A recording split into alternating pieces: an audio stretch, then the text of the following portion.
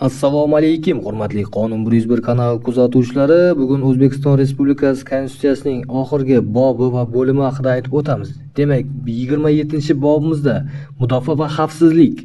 6-bo'limimiz Konstitutsiyaga o'zgartirish kiritish tartibi. Demak, 152-moddamizda O'zbekiston Respublikasi Qurolli kuchlari O'zbekiston Respublikasi davlat suverenitetini, hududiy yaxlitligini, aholi tinch hayoti va xavfsizligini himoya qilish uchun tuziladi.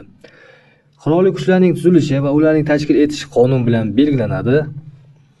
Va 153-moddamizda O'zbekiston Respublikasi o'z xavfsizligini ta'minlash uchun yetarli darajada qurolli kuchlarga ega. Va 6-bo'limimizga to'xtalamiz, ya'ni o'zgartirish kiritish tartibi.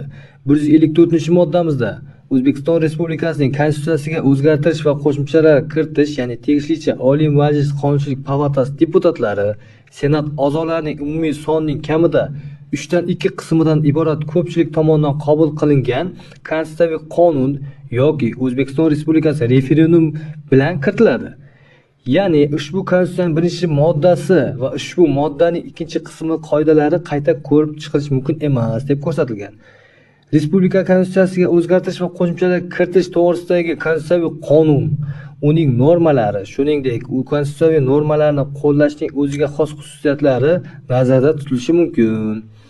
Va oxirgi bobimizda, ya'ni moddamizda 155-modda Respublika Oliy Majlisi tegishli taklif kiritilgandan keyin 6 oy mobaynida, ya'ni Konstitutsiyaga o'zgartirish va qo'shimchalar kiritish to'g'risida keng va har taraflama muhokamani hisobga olgan holda konstitutsiyaviy qonunni qabul qilish mumkin. Agar O'zbekiston Respublikasi Oliy Majlisi Konstitutsiyani o'zgartirish to'g'risidagi taklifni rad etsa, taklif 1 yil o'tgandan keyin qayta kiritilishi mumkin. Shu bilan bugungi videorolikimiz tugadi. E'tiboringiz uchun rahmat.